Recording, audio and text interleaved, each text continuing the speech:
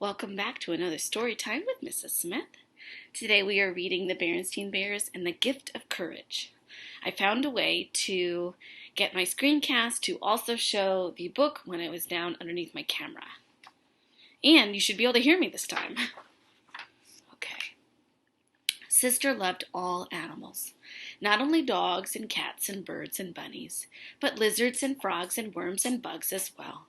She knew they were all God's creatures, and she liked to play with them.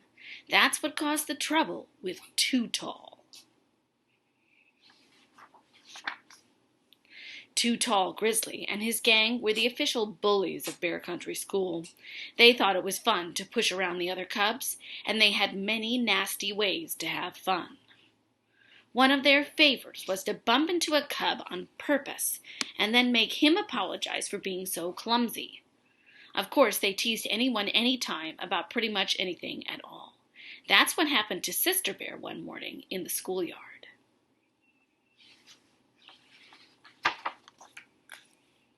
Sister was standing in line waiting for the school bell to ring when a cute little ladybug landed right on her shoulder. She held out her fingers so the ladybug could crawl on it, and she chanted a line from an old nursery rhyme. Ladybug, ladybug, fly away home. As she watched the ladybug whir away, Sister heard a nasty voice behind her. It was Too Tall Grizzly. Ladybug, ladybug, mocked Too Tall. Does Sister Bear love little ladybug friends? He said in a silly baby talk voice. The rest of his gang laughed, and quite a few other cubs were standing in line, laughed with them. Sister felt so embarrassed that she froze. She didn't know what to say or do. She just stood there. Then the school bell rang, and the line began to move. She never got a chance to say or do anything at all.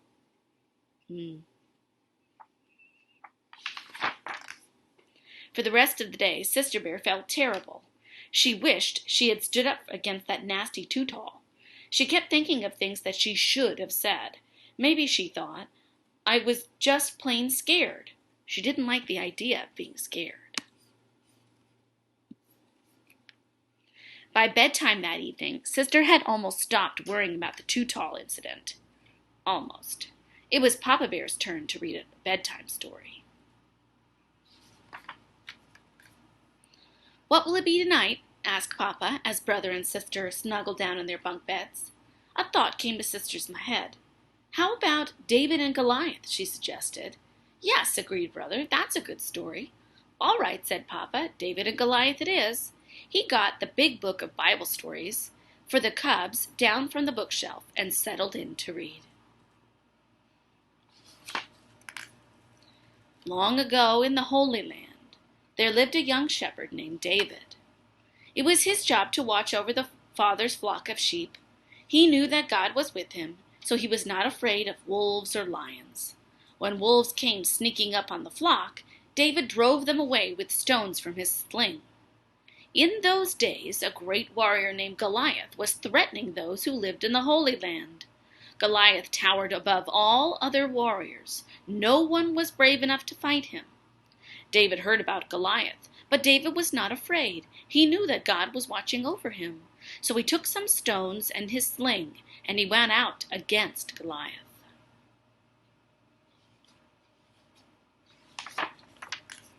When Goliath saw David, he laughed, because David was only a boy. He raised his great spear to throw it at David. But David quickly put a stone in his sling, swung it around and around his head. He let it fly, and it struck Goliath right in the middle of his forehead. Goliath fell to the ground with a crash that shook the earth. Little David had struck down the giant warrior. With God's help, David had shown great courage and saved the land from Goliath. Yay! The story was done, and Papa tucked Brother and Sister into bed. David was very brave, wasn't he?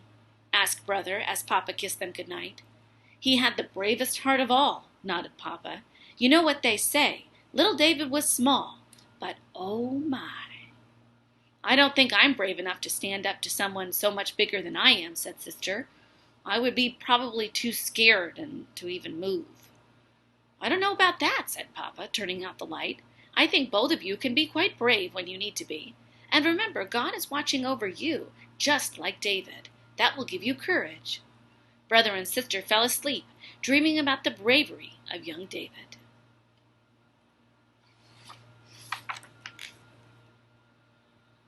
The next morning, brother and sister set off for school bright and early. As they strolled along the road, they heard laughing and shouting up ahead.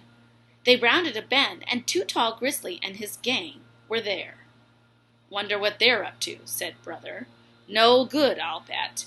Ha ha ha, get 'em, yeah!" As they came closer, they saw that the gang was throwing rocks up into a tree. "What's going on, Too Tall?" asked brother.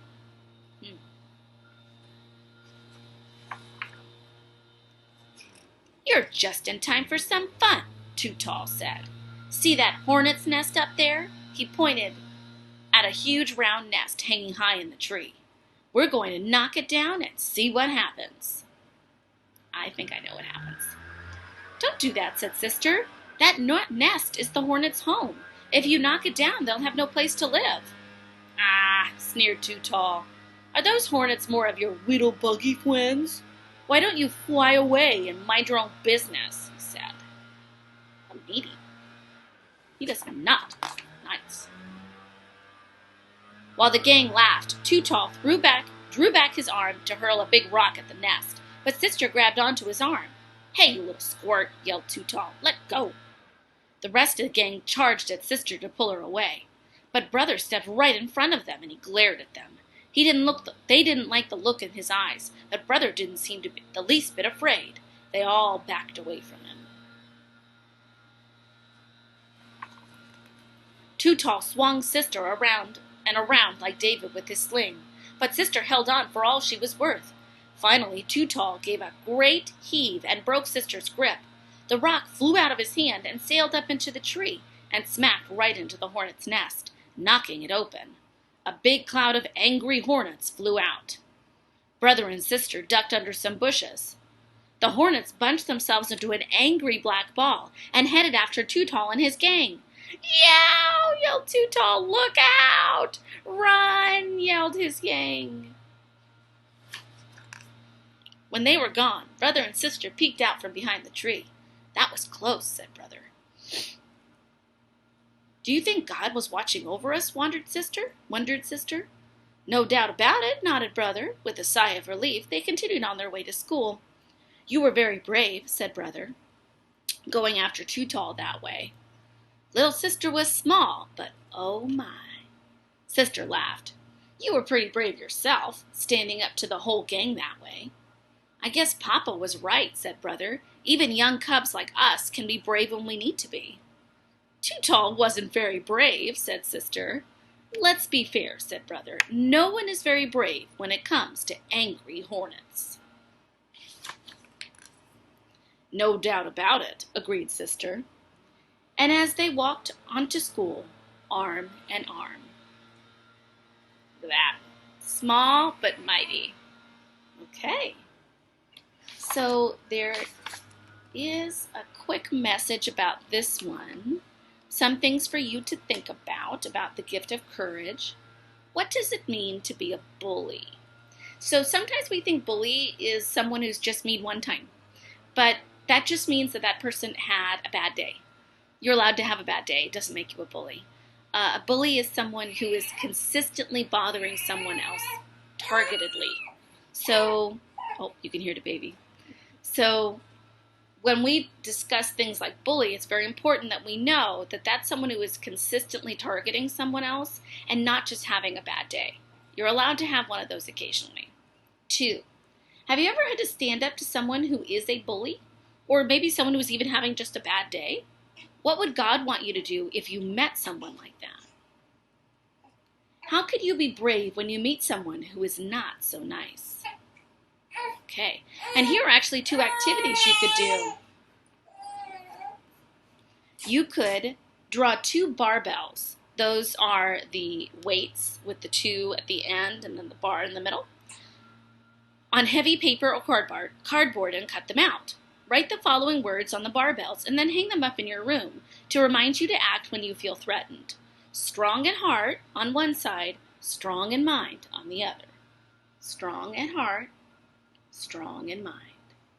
And number 2, you could design a card to give to someone who you believe is brave. You could tell that person how much you admire his courage. Now, I know many of you are very aware of the terrible fires that are going on in California right now, and all of the amazing heroes that we have surrounding us in the firefighters and the police officers and the emergency workers and the all of these people who have come together, even volunteers, to come and save people and animals and homes. So maybe it would be a good idea to make a card to those heroes, and we could find a way to send it to them, and that way they know how much we appreciate their courage and their bravery. See you soon.